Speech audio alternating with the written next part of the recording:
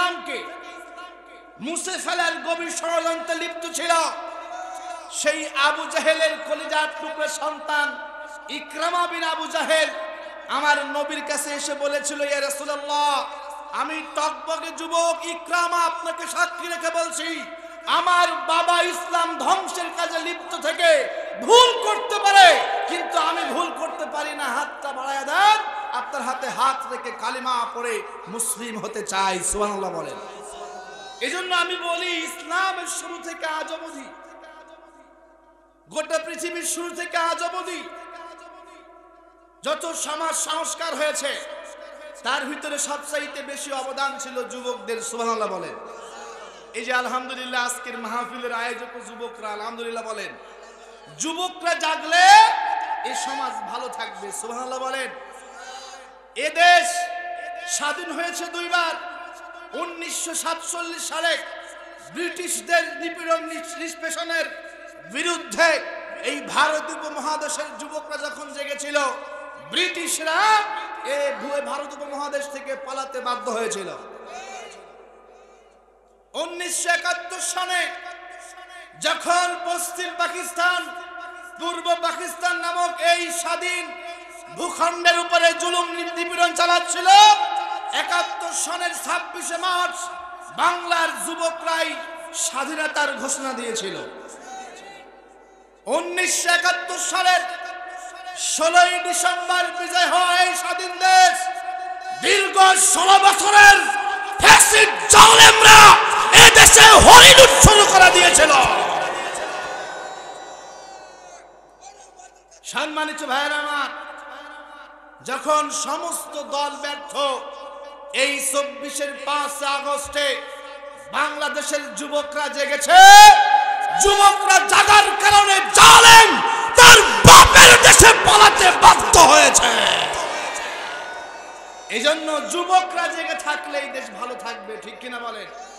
এইজন্য জোড়াদা যুব সমাজকে ধন্যবাদ জানাই। এই যুব সমাজ, তোমাদের রক্তের উপরে ইসলাম প্রতিষ্ঠিত হয়েছে। এই 5 আগস্টে তোমাদের ভূমিকায় বাংলার নবাব জাহেল পালাতে বাধ্য হয়েছে। হে যুব সমাজ, আর একটা দীপ্ত শপথ দিতে হবে, বাংলাদেশের 68,000 গ্রামের প্রতি ইঞ্চি মাটির পরতে পরতে যতদিন কোরআনের রাজ কায়েম না হবে, তোমাদেরকে আন্দোলন সংগ্রাম চালিয়ে যেতেই হবে। সম্মানিত ভাইরা আমার, এই জন্য যুবকরা জাগলে এই দেশ ভালো থাকবে, ঠিক কিনা বলেন? কলিজার টুকরা যুব সমাজ, ছোট কচিকাঁচা সোনামণিরা, পর্দার আড়ালে বসে আছেন আমার সম্মানিত মা বোনেরা, মাইকের আওয়াজ যত দূর পর্যন্ত যায়, সমস্ত জিন এবং ইনসানের প্রতি আমি সাইফুল্লাহ বিন কোরবানের পক্ষ থেকে আবার আন্তরিক সালাম, আসসালামু আলাইকুম ওয়া রাহমাতুল্লাহ। যাবতীয় সমস্ত প্রশংসা বিশ্ব চরাচরের সার্বভৌম ক্ষমতার অধিপতি, যিনি এক এবং অদ্বিতীয়, যার কোনো শরীক নাই, লা শারীকা লাহু, যিনি আমাদের স্রষ্টা, যিনি আমাদের মালিক, যিনি আমাদের খালিক।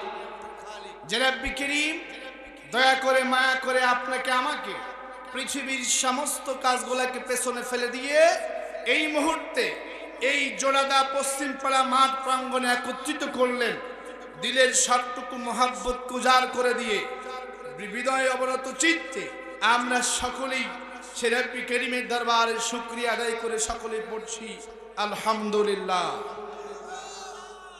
দুরূদ এবং সালাম মানবতার মহান আলোর দিশারি, যার আদর্শিক বিপ্লব উদ্ভাসিত হয়েছে বিশ্ব মানবতা, আলোকিত হয়েছে মানব সভ্যতা, যে নবীজির উপরে দুরূদ এবং সালাম স্বয়ং আমার আল্লাহ পড়ে। সুবহানাল্লাহ বলেন।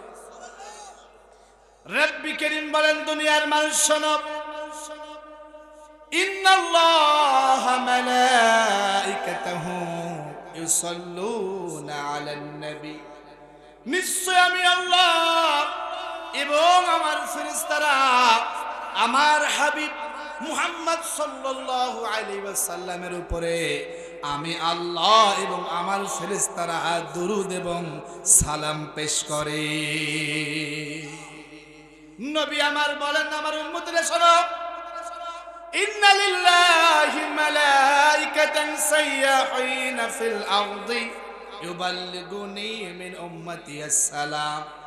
এ দুনিয়ার মানুষ, নিশ্চয়ই রব্বি করিম এমন কিছু ফেরেশতাকে নিয়োজিত করে রেখেছেন, যেই ফেরেশতাদের কাজ হলো গোটা পৃথিবীতে যেই প্রান্ত থেকে হোক না কেন, আমার উম্মত নারী পুরুষ যখন আমি নবীর উপরে দুরূদ এবং সালাম পেশ করে, সেই দুরূদ এবং সালামকে আমি নবীর সোনার মদিনায় পৌঁছে দেওয়ার জন্য আল্লাহর ফেরেশতাদের মধ্যে প্রতিযোগিতা শুরু হয়ে যায়।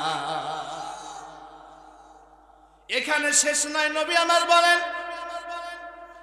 এ দুনিয়ার মানুষ ভালো করে শোনো, যারা আমি নবীর উপরে বেশি বেশি উঠতে বসতে চলতে হাঁটতে ফিরতে সব সময় যখন আমি নবীর উপরে দুরূদ এবং সালাম পেশ করে, ইজআলুনি ফি ওয়াসাতাদ দুআ আউয়ালহু ওয়াল আখিরা। সুবহানাল্লাহ বলেন।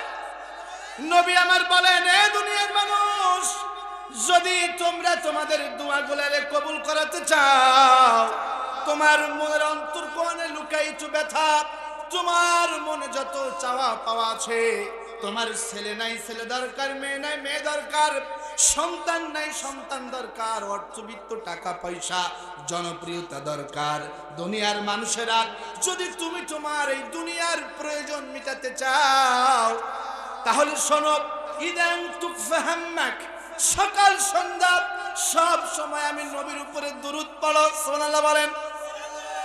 যদি আমরা আমাদের দুনিয়ার চাওয়া পাওয়া গুলা পূর্ণ করতে চাই, আমার ভাইয়েরা এই হাদিসের ব্যাখ্যায় মুহাদ্দিসরা বলছেন, যে ব্যক্তি আমার নবীর উপরে দুরূদ পড়ে, সে ব্যক্তির দুনিয়া এবং আখিরাতে যত প্রয়োজন থাকে, আমার আল্লাহ সেই ব্যক্তির সব প্রয়োজন গুলারে মিটাইয়া দেয়। ওয়ায়ুগফারু লাকা যামবুক। এই দুনিয়ার মানুষ শুধু এখানে শেষ নয়, যারা আমি নবীর উপরে দুরূদ পড়ে, দুরূদ ওয়ায়ুগফারু লাকা যামবুক, আল্লাহ রাব্বুল আলামিন দুরূদের বরকতে ওই বান্দা বান্দির জীবনের সব গুনাহ মাফ করে দেয়। নবী আমার বলেন, দুনিয়ার মানুষ, ইজআলুনি ফি ওয়াসাতাদ দুআ আউয়ালহু ওয়াল আখিরা। তোমরা তোমার দোয়ার শুরুতে, দোয়ার মধ্যখানে, দোয়ার শেষে আমি নবীর উপরে দুরূদ রাখো। কেননা বান্দা যখন দোয়া করে, বান্দা এবং আল্লাহর মাঝে একটা পর্দা থাকে, আর যেই দোয়ার মধ্যে আমি নবীর উপরে দুরূদ থাকে, ওই পর্দা সরিয়ে আমার আল্লাহ বান্দা বান্দির সেই দোয়াটারে কবুল মঞ্জুর করে নেয়। নবী আমার কত সুন্দর করে বলেন, এ দুনিয়ার মানুষ, মান সাল্লা আলা মুহাম্মদ সাল্লাল্লাহু আলাইহি ওয়াসাল্লাম ওয়াজাবাত লাহু বিশাফাতি ইয়াউমাল কিয়ামাহ। সুবহানাল্লাহ। নবী আমার কত চমৎকার করে বলেন, আমার যে উম্মত নারী পুরুষ আমি নবীর উপরে দুরূদ পড়ে, দুরূদ, আমার যে উম্মত নারী পুরুষ আমি নবীর উপরে দুরূদ পড়ে, ওয়াজাবাত লাহু বিশাফাতি ইয়াউমাল কিয়ামা, আমার ওই উম্মতের জন্য কিয়ামতের ময়দানে শাফায়াত করা, সুপারিশ করা, নাজাতের ব্যবস্থা করা আমি নবী মুহাম্মাদের উপরে ওয়াজিব হয়ে যাই। যারা আমি নবীর উপরে দুরূদ পড়ে, দুরূদ, কিয়ামতের ময়দানে ওই সমস্ত ব্যক্তিদের পক্ষে সুপারিশ করা আমি নবীর উপরে ওয়াজিব হয়ে যায়। সুবহানাল্লাহ বলে। অন্য হাদিসে এসেছে, নবীজি বলছেন, লিন নাজাত মিন আহওয়ালি ইয়াউমাল কিয়ামা, কিয়ামতের ময়দানে আমার উপরে অধিক দুরূদ এবং সালাম পঠিত উম্মতের জন্য আমি নবী সুপারিশ করে মুক্তির ব্যবস্থা করে দেব। সুবহানাল্লাহ। এজন্য আমার ভাইয়েরা, আমরা হাঁটতে চলতে উঠতে বসতে সব সময় দুরূদ এবং সালাম পেশ করব আমাদের নবীর উপরে, ইনশাআল্লাহ বলেন। তো সেই নবীর উপরে দুরূদ এবং সালাম পেশ করছি, সকলেই পড়ছি সাল্লাল্লাহু। প্রিয় উপস্থিতি, আমি আপনাদের খেদমতে আপনাদের জন্য সূরাতুল বানী ইসরাঈল, কোন সূরা? সকলে বলুন। সূরাতুল বানী ইসরাঈলের 23 নম্বর আয়াত কারিমা তেলাওয়াত করেছি। আল্লাহ সুবহানাহু ওয়া তাআলা যদি আমি অধম গুনাহগারকে তৌফিক দেন, এই আয়াতের আলোকে এবং হাদিস নববী থেকে একখানা হাদিস পড়েছি, ওই হাদিস এবং এই পঠিত আয়াতের আলোকে কিছু সময়ের জন্য হলেও আপনাদেরকে কোরআন এবং হাদিসের আলোকে নিয়ে যাব, পড়ছি ইনশাআল্লাহ। সম্মানিত ভাইরা আমার, রব্বি কারীম আল্লাহ আমাদেরকে অর্ডার দিচ্ছেন, ফয়সালা দিচ্ছেন, ওয়াকাদা রাব্বুকা আল্লা তা'বুদু ইল্লা ইয়্যাহু। সুবহানাল্লাহ বলেন। রব্বি কারীম বলেন, ওয়াকাদা রাব্বুকা আল্লা তা'বুদু। এই দুনিয়ার মানুষেরা, ওয়াকাদা রাব্বুক, আমি তোমাদের রব। বলেন তো আমাদের রবের নাম কি? আমাদের রব বলছেন ওয়াকাদা, আমি আল্লাহ ফয়সালা দিয়েছি, আমি আল্লাহ বিধান দিয়েছি, আমি আল্লাহ হুকুম দিয়েছি। কি বিধান, কি ফয়সালা, কি হুকুম? আল্লাহ তা'বুদু ইল্লা ইয়্যাহু ওয়া বিল ওয়ালিদাইনি ইহসানা। দুইটা হুকুম দিলাম, দুইটা ফয়সালা দিলাম, দুইটা বিধান দিলাম। এ গোলাম, তোর জীবনে সবখানে গোলামি হবে একমাত্র আমি আল্লাহর। আর দুই নম্বরের ফয়সালা, তুমি তোমার পিতামাতার সঙ্গে ভালো ব্যবহার করবা। সুবহানাল্লাহ বলেন। এই আয়াতের আলোকে দুইটি বিধান দিয়েছেন আমাদের মালিক। প্রথম নাম্বার, গোলামি হবে কার? বলেন, জোরে বলেন। সম্মানিত ভাইরা আমার, ইবাদত হবে আল্লাহর। রব্বি কারীম এই উদ্দেশ্যে আপনাকে আমাকে সৃষ্টি করেছেন। আল্লাহ রাব্বুল আলামিন বলেন, ওয়া মা খালাকতুল জিন্না ওয়াল ইনসা ইল্লা লিয়াবুদুন। আমি আল্লাহ জিন এবং ইনসান, জিন এবং মানুষকে সৃষ্টি করেছি এই উদ্দেশ্যে, সেটা হলো তারা আমি আল্লাহর ইবাদত করবে। সুবহানাল্লাহ বলে। মানব জাতিকে রব্বি কারীম আল্লাহ সুবহানাহু ওয়া তাআলা সৃষ্টি করেছেন দুইটি উদ্দেশ্য নিয়ে। একটি উদ্দেশ্য হলো জীবনের সবখানে ইবাদত, আর দুই নাম্বার উদ্দেশ্য হলো ইন্নী জাইলুম ফিল আরদি খলিফা। আল্লাহু আকবার। দুই নাম্বার উদ্দেশ্য হলো এই জমিনে আমরা আল্লাহর খলিফা। সুবহানাল্লাহ বলেন। আমাদের দুইটা পরিচয়, একটা হলো আমরা কার গোলাম? আল্লাহর গোলাম। যদি কাউকে বলি সে কি রাগ করে?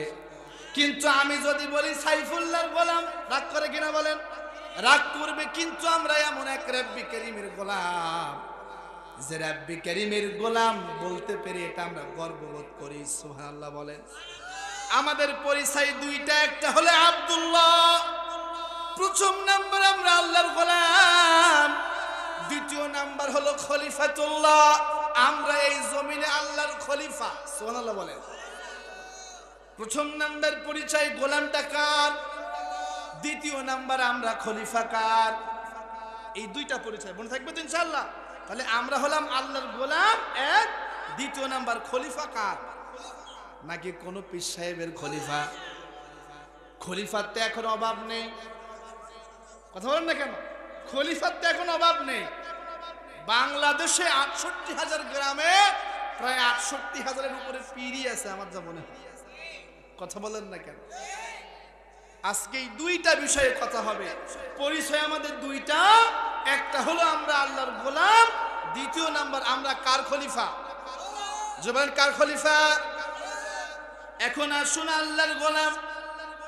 আল্লাহ রাব্বুল আলামিন বলছেন, হে দুনিয়ার মানুষ, আফাহাসিবতুম আন্নামা খলাকনাকুম আবাসাও ওয়া আন্নাকুম ইলাইনা লা তুরজাউন। আফাহাসিবতুম, তোমরা কি ভেবে নিয়েছো, চিন্তা করেছো? আফাহাসিবতুম, তোমরা কি মনে করেছো? আন্নামা খলাকনাকুম আবাসা, আমি আল্লাহ তাআলা তোমাদেরকে এই পৃথিবীতে অনর্থক, বেহুদা, অযথা সৃষ্টি করেছি। কে বলছে?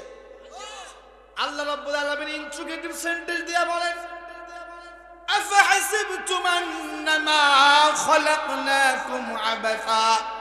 এ দুনিয়ার মানুষ, আমি আল্লাহ কি তোমাদেরকে অযথা অনর্থক বেহুদা সৃষ্টি করেছি? শোনো শোনো শোনো, ওয়া আন্নাকুম ইলাইনা লা তুরজাউন, তোমরা কি আমি আল্লাহর কাছে ফিরে আসবে না? বলেন তো কার কাছে ফিরে যাব? ফিরে যেতে হবে। তাহলে আল্লাহ তাআলা পৃথিবীতে আমাদেরকে অযথা অনর্থক সৃষ্টি করে নাই। প্রথম নাম্বার সৃষ্টি করেছে কার গোলামি করার জন্য? হ্যাঁ, আমরা যার গোলামি করি তার নাম মাবুদ। তার নাম কি? মাবুদ। আর আমরা যারা ইবাদত করি আমাদের নাম হলো আবিদ। আমরা কি? আবিদ। আল্লাহ কি?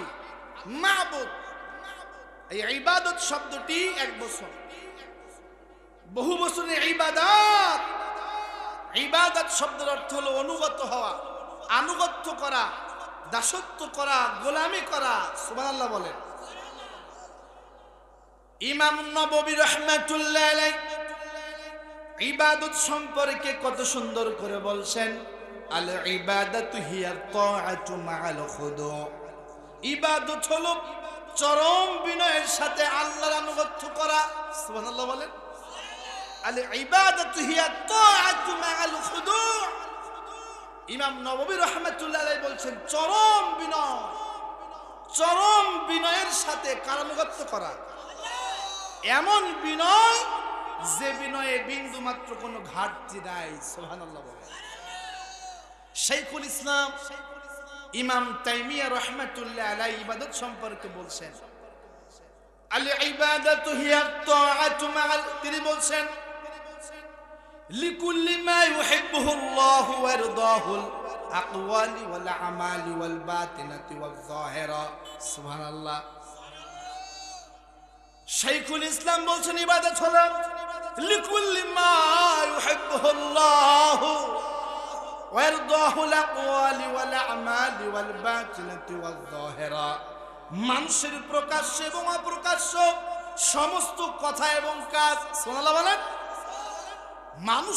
মানুষের প্রকাশ্য এবং অপ্রকাশ্য সমস্ত কথা এবং কাজ আল্লাহর খুশির জন্য হওয়া, এটাকে বলা হয় ইবাদত। সুবহানাল্লাহ বলেন।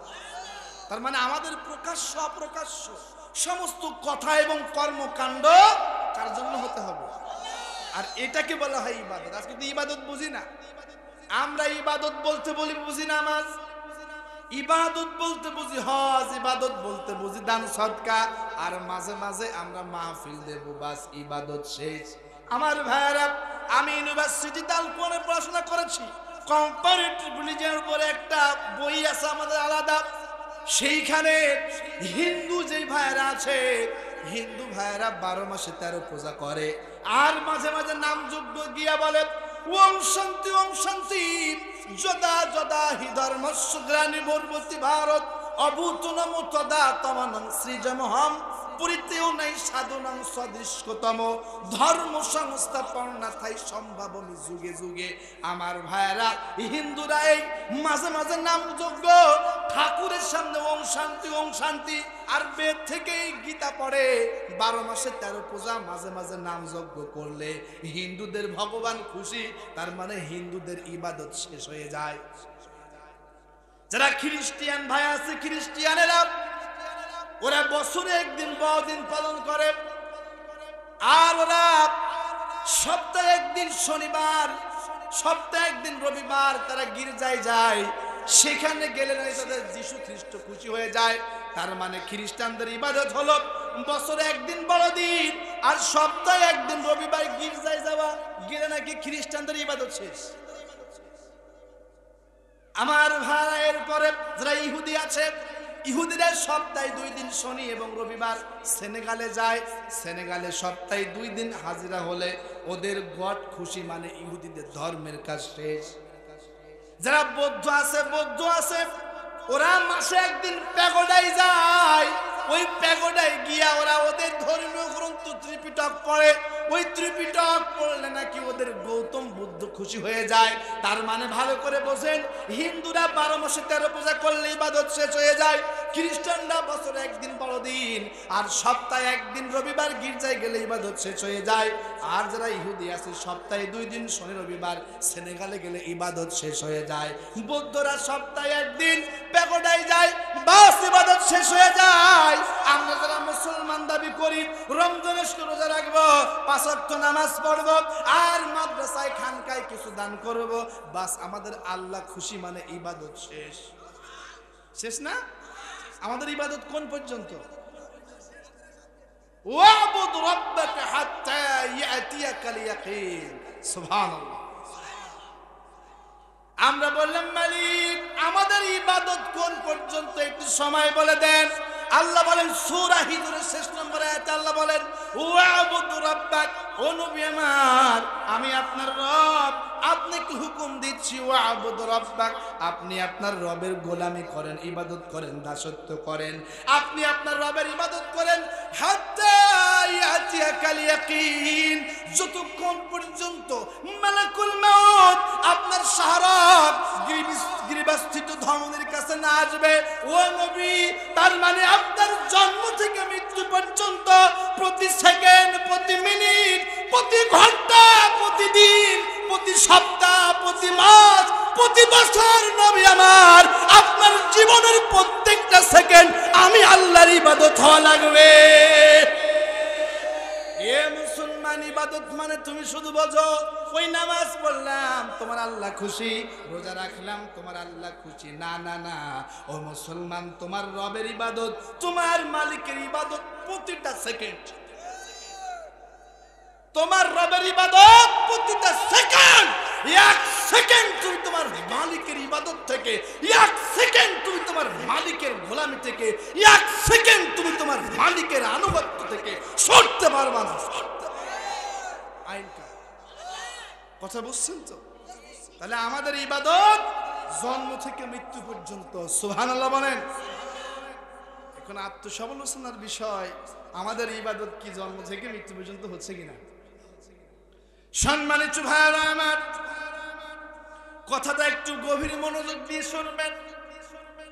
আল্লাহ রাব্বুল আলামিন এই পৃথিবীতে যত নবী এবং রাসূল পাঠিয়েছেন সমস্ত নবী রাসূলকে 2টা কথা বলেছেন। আল্লাহ বলেন ওয়ালাকাদ বাআসনা ফি কুল্লি উম্মাতির রাসূলান আন ইবুদুল্লাহা ওয়াজতানিবুত তাগুত। ওয়ালাকাদ বাআসনা ফি কুল্লি উম্মাতির রাসূলা, ওয়ালাকাদ বাআসনা ফি কুল্লি উম্মা, আমি আল্লাহ অবশ্যই প্রত্যেক জাতির কাছে পাঠিয়েছি একজন করে রাসূল। আমি আল্লাহ প্রত্যেক জাতির কাছে পাঠিয়েছি, প্রত্যেক জাতির কাছে পাঠিয়েছি একটি করে রাসূল। সুবহানাল্লাহ বলেন।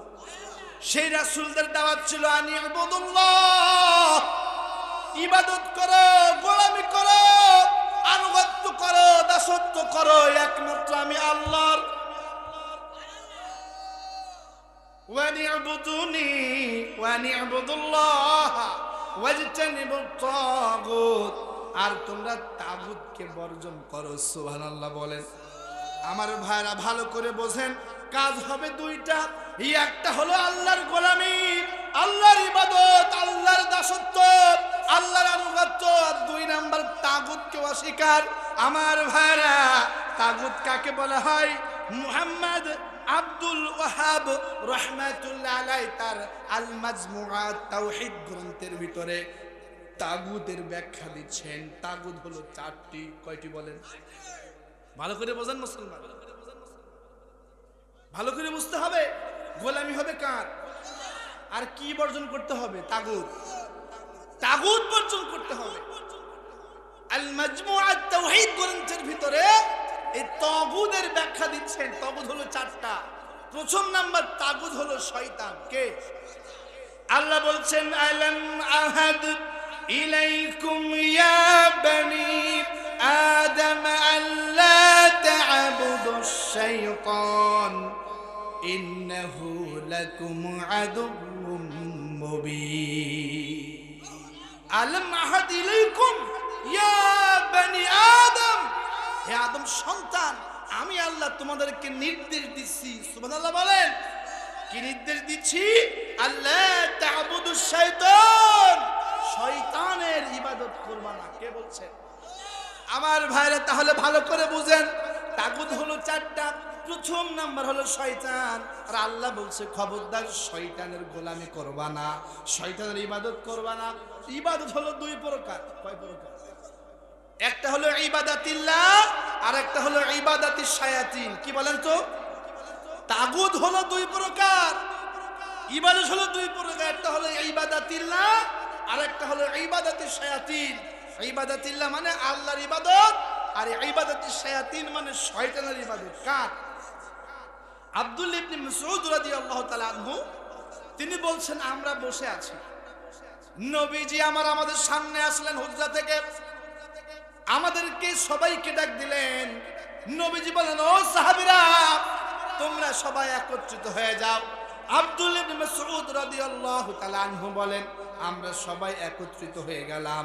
নবীজির হাতে একটা লাঠি ছিল, লাঠি দিয়ে আমার নবী সোজা একটা দাগ আঁকলেন। দাগ বুঝুন তো, একটা দাগ আঁকলেন। দাগ আঁকার পরে আমার নবী বলেন, হাদা সিরাতুল মুস্তাকিম, এইটা হলো আল্লাহর ইবাদতের রাস্তা, এইটা হলো সহজ সরল রাস্তা। সুবহানাল্লাহ বলেন। নবীজি আমার ওই সোজা দাগের ডানে বামে আরো অসংখ্য কিছু দাগ টানলেন। দাগ টানার পরে নবীজি বলেন, এই দাগগুলা হলো শয়তানের দাগ, অর্থাৎ আল্লাহর ইবাদত, আল্লাহর গোলামি, আল্লাহর আনুগত্য, আল্লাহর দাসত্ব রাস্তা, ইহদিনাস সিরাতাল মুস্তাকিমের রাস্তা। এই রাস্তার আঁকে বাঁকে শয়তান বিভিন্ন রাস্তা খুলে নিয়ে বসে আছে। নবীজি আমার বলেন, ইউনাদুনা ইয়া আব্দুল্লাহ হাদাত তরিক, শয়তান ওই রাস্তায় বসে থেকে আল্লাহর বান্দাদেরকে ডাকে, ও আল্লাহর বান্দা, ও আল্লাহর বান্দা, এদিকে আসো, এদিকে আসো, এটাই সঠিক রাস্তা, এটাই সঠিক রাস্তা। নবী আমার বলেন, শয়তানের আহ্বানে ওই রাস্তা দিয়ে যে যাবে, সে আল্লাহর গোলামের শৃঙ্খল থেকে নিজেকে খুলে নিল, সে আল্লাহর অনুগত্য থেকে নিজেকে বের করে নিল। আমার ভাইরা ভালো করে বোঝেন, আল্লাহর ইবাদত হলো সিরাতুল মুস্তাকিম।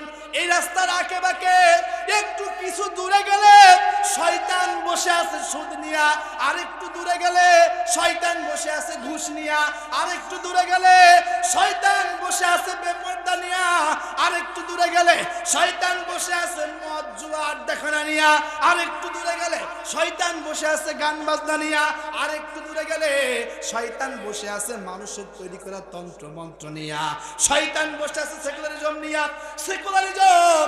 আর একটু দূরে গেলে শয়তান বসে আছে ধর্মের মতবাদ নিয়া, আর একটু দূরে গেলে শয়তান বসে আছে জাতীয়তাবাদ নিয়া, আর একটু দূরে গেলে শয়তান বসে আছে পুঁজিবাদ নিয়া, আর একটু দূরে গেলে শয়তান বসে আছে মানুষের তৈরি করা তন্ত্র মন্ত্র নিয়া। বিভিন্ন রাস্তা খুলে নিয়ে শয়তান ডাকে, এইদিকে আসো, এইদিকে আসো। কেন? শয়তান চায় না আমরা আল্লাহর গোলামি করি, এই জন্য শয়তান ওই রাস্তা থেকে সরায়া জাহান্নামে নিতে চায়। এবার ভালো করে বোঝেন, তাহলে ইবাদত দুই প্রকার। কয় প্রকার? একটা হলো কার ইবাদত, আর একটা শয়তানের। তাহলে যারা সুদ খায়, আল্লাহর কসম করে বলি, ওরা শয়তানের ইবাদত করে। যারা ঘুষ খায়, যে নারী বেপরদায় আছে, ওরা গান বাজনা করে, উলঙ্গ মহিলা নিয়ে ঘুরে বেড়ায়, যার পরিবারে ইসলাম নাই, ওরা মানুষের তৈরি করা তন্ত্রমন্ত্র জাতীয়তাবাদ কায়েম করার চেষ্টা করে। আল্লাহর কসম করে বলি, ওরা সবাই শয়তানের গোলাম। ও বারবাজার, ও আমার হৈবতপুর এলাকাবাসী, কি করে বললে আপনারা বুঝবেন শয়তান আমাদের রাস্তার আঁকে বাঁকে বসে আছে, বিভিন্ন রাস্তা খুলে? কেন? শয়তান আমাদেরকে জান্নাতের রাস্তায় বাধা দিতে চায়। কথা বুঝি হইছে? সম্মানিত ভাইরা আমার, নবীজি আমার বলছেন, ইন্নাহু লাকুম আদুকুম মুবিন, দুনিয়ার মানুষ, নিশ্চয় শয়তান তোমাদের প্রকাশ্য শত্রু। কি শত্রু? কে? তা দেখা যায় নাকি? তাহলে প্রকাশ্য হইল কেমনে? হ্যাঁ, শয়তান দেখা যায়। এখন আমি এমন কিছু বলবো, আপনার মনে হবে টাটকা শয়তান হেঁটে যাচ্ছে। কথা বলছেন? শয়তান দুই প্রকার। একটা হলো মানুষ শয়তান, আর একটা কে? জিন শয়তান। গোটা কোরআনে শয়তানকে আল্লাহ 6 নামে সম্বন্ধ করেছে। ওইদিকে যাব না, সময় নেই, আমাদের আলোচ্য বিষয় ইবাদত। এই ইবাদত বুঝাতে গিয়ে আমরা একটু শয়তানের উপরে আসছি। তাহলে আমাদের প্রকাশ্য শত্রুর নাম কি? জোরে বলুন। শয়তান। শয়তানের কাজ কি? আমাদেরকে পথভ্রষ্ট করা। কি করা? পথভ্রষ্ট করা। আমার ভাইরা, তাহলে আল মাজমুআ তাওহীদ গ্রন্থের ভিতরে আব্দুল ওয়াহাব রাহমাতুল্লাহ আলাইহি তিনি বলছেন তাগুত হলো 4টা। প্রথম নাম্বার তাগুত হলো শয়তান। কে? তো শয়তানের রাস্তায় চলা যাবে? তাহলে তাগুত হলো শয়তান। শয়তানের রাস্তা হলো সুদ, শয়তানের রাস্তা হলো ঘুষ, শয়তানের রাস্তা হলো বেপরদা, শয়তানের রাস্তা হলো মানুষের তৈরি করা তন্ত্রমন্ত্র। তার মানে আল্লাহ বলছে শয়তানের রাস্তা ছেড়ে দিয়ে আল্লাহর রাস্তা ধরো, ইনশাআল্লাহ বলেন। 2 নাম্বার তাগুত হলো ওই বিচারক, যে বিচারক হাকিম হলো, বিচারক হলো, কিন্তু কোরআন দিয়া বিচার করে না।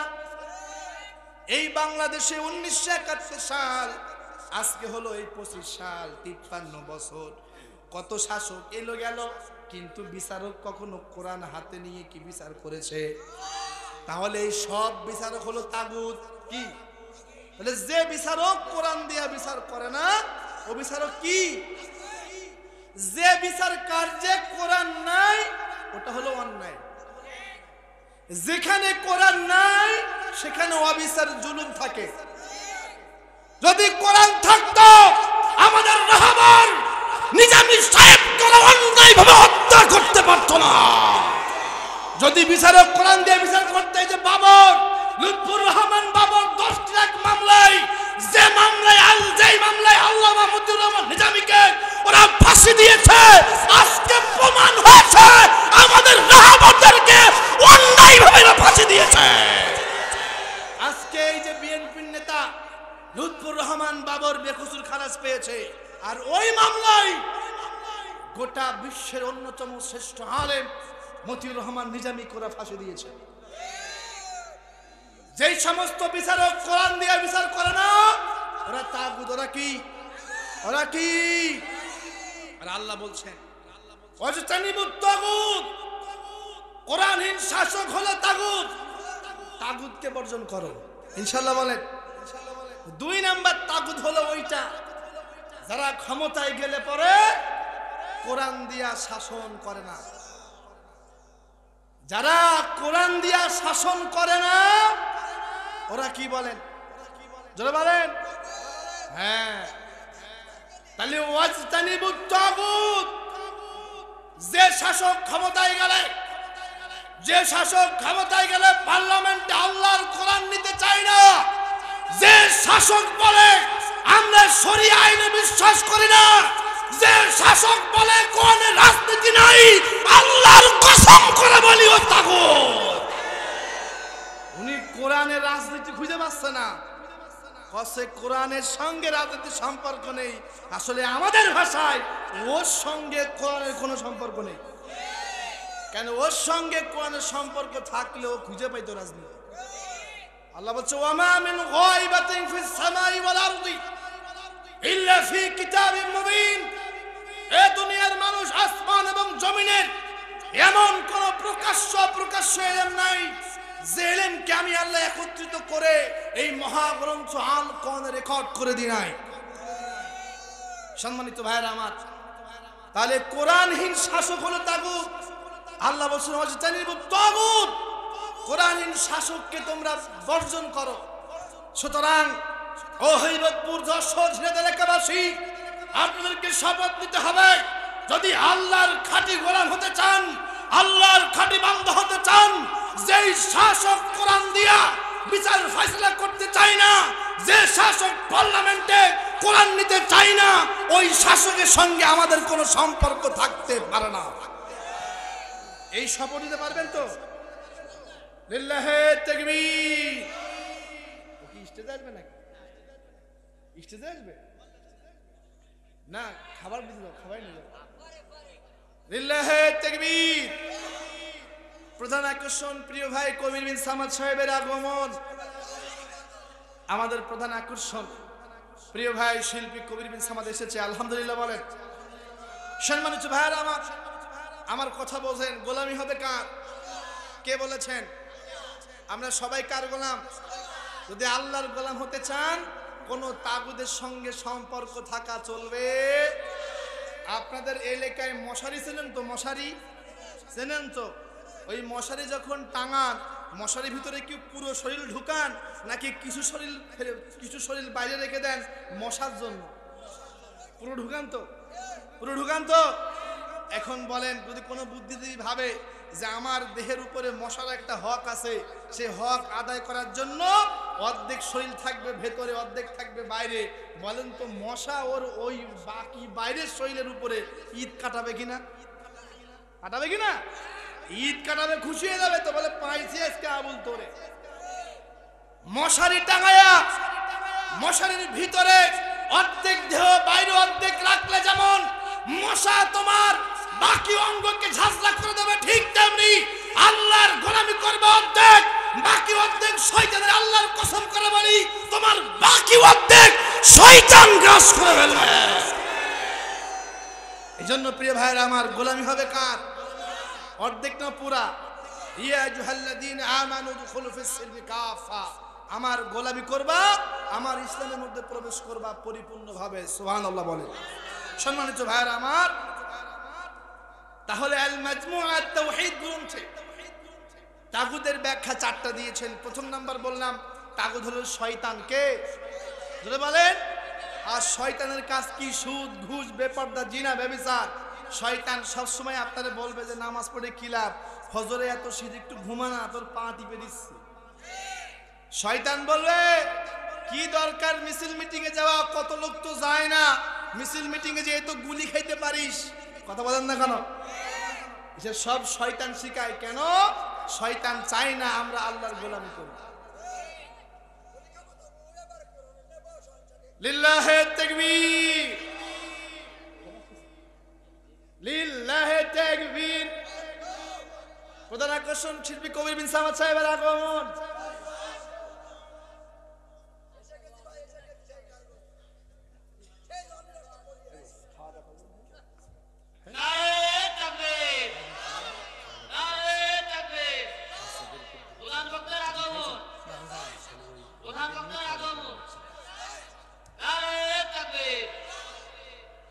সম্মানিত ভাইরা আমার প্রিয় ভাই এসেছে।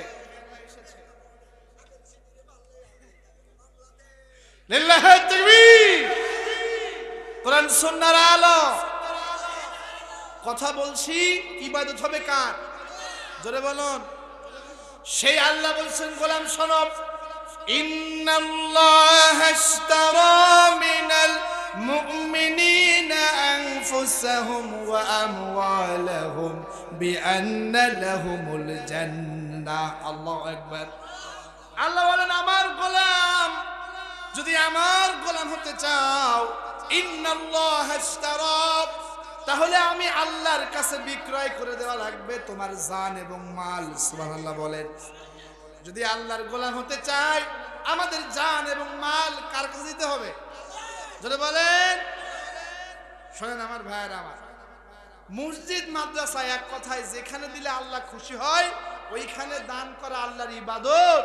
আর যেখানে গান বাজনা হয়, এক কথায় যেখানে কোরআন প্রচার এবং প্রসার হয় সেখানে দিয়া ইবাদত, না দিয়া শয়তানের ইবাদত। তাহলে কার ইবাদত করবেন? তাহলে এখানে দেওয়া কার ইবাদত আর না দিয়া?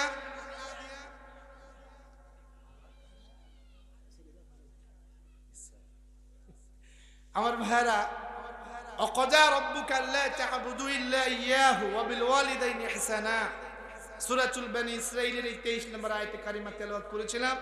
আলোচ্য বিষয় ছিল আল্লাহর ইবাদত। কি ছিল? আমার প্রিয় ভাই কথা বলবেন, আমি বিদায় নিতে চাচ্ছি। তাহলে আমার ভাইরা এতটুকু মেসেজ দিতে চাই, জীবনের সবখানে কার গোলামি হবে? আমাদের রান্নাঘর থেকে শুরু করে আন্তর্জাতিক জীবন পর্যন্ত আমাদের গোটা জীবনে কার ইবাদত হবে? কার ইবাদত হবে? আল্লাহর ইবাদত করতে গিয়ে যদি ফাঁসির মঞ্চে উঠতে হয়, উঠবো ইনশাআল্লাহ বলেন। এরপর আল্লাহর ইবাদত থেকে আমরা চুল পরিমাণ সরে যাব। সবার জন্য দোয়া করে দোয়া চাই। আমি সাইফুল্লাহ বিন তোমান বিদায় নিচ্ছি। আসসালামু আলাইকুম ওয়া রাহমাতুল্লাহ।